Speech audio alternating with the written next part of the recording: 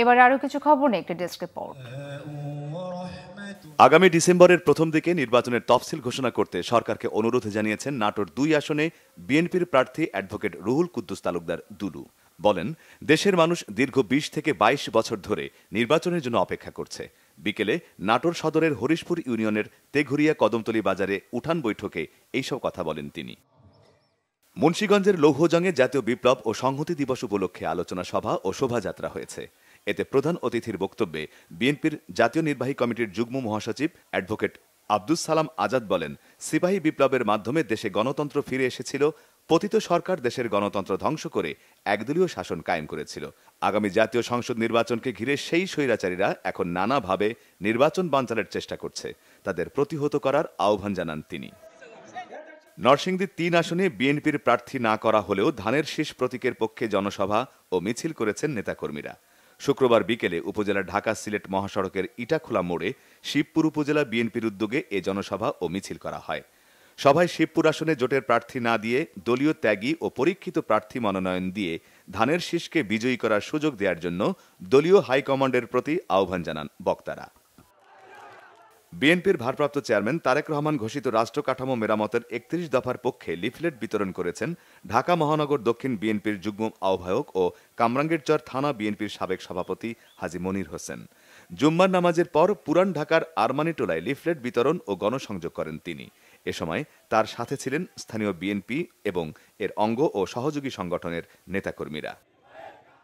জুলাই সনদ বাস্তবায়ন আদেশ জারি ও জাতীয় নির্বাচনের আগে গণভোট সহ ৫ দফা দাবিতে চট্টগ্রামে বিক্ষোভ সমাবেশ ও মিছিল করেছে মহানগর জামায়াতে ইসলামী। বিকেলে নগরীর আন্দরকিল্লা শাহী জামে মসজিদের সামনে সংক্ষিপ্ত সমাবেশ শেষে বিক্ষোভ মিছিল হয়। বরিশাল নগরীতে মার্কস অলরাউন্ডার প্রতিযোগিতা অনুষ্ঠিত হয়েছে। সকালে নগরীর কাউনিয়া সরকারি প্রাথমিক বিদ্যালয়ে আবুল খায়ের গ্রুপের আয়োজনে বরিশাল অঞ্চলের প্রতিযোগিতা উদ্বোধন করা হয়। দেশের শিশু কিশোরদের সবচেয়ে বড় প্রতিভা বাছাইয়ে অংশ হিসেবে এ প্রতিযোগিতায় প্লে থেকে দ্বাদশ শ্রেণী ও সমমানের শিক্ষার্থীরা গান, নাচ, অভিনয়, চিত্রাঙ্কন, আবৃত্তি, গল্প বলা ও উপস্থিত বক্তৃতায় অংশ নেয়। জাতীয় পর্যায়ের সেরা অলরাউন্ডারদের প্রত্যেককে ১৫ লাখ টাকার শিক্ষাবৃত্তি এবং বিভিন্ন পর্যায়ের বিজয়ীরা পাবেন সর্বমোট ১ কোটি টাকার অধিক উপহার ও শিক্ষাবৃত্তি। চট্টগ্রামের কক্সবাজারে বালি আর্কেড শপিং মলের লেভেল 6-এ উদ্বোধন হল আন্তর্জাতিক মানের লাইফস্টাইল ব্র্যান্ড মেরুন্ডের নতুন শাখা। নতুন এ শাখার উদ্বোধন করেন দেশের জনপ্রিয় অভিনেতা জিয়াউল হক পলাশ এবং ব্র্যান্ডটির স্বত্বাধিকারী শাকিল মাহমুদ। ২০১৬ সালে যাত্রা শুরু করা মেরুন্ডো এখন দেশের অন্যতম জনপ্রিয় ফ্যাশন ব্র্যান্ড, যেখানে ব্যাগ, জুতা, শার্ট, টি শার্ট সহ বিভিন্ন মানসম্পন্ন পণ্য পাওয়া যায়। উদ্বোধনী অনুষ্ঠানে ক্রেতাদের জন্য ছিল বিশেষ আকর্ষণ। প্রথম ১,০০০ জন ক্রেতার জন্য ২০% ডিসকাউন্ট কার্ড দেওয়া হচ্ছে, যার মেয়াদ থাকবে পুরো ১ বছর।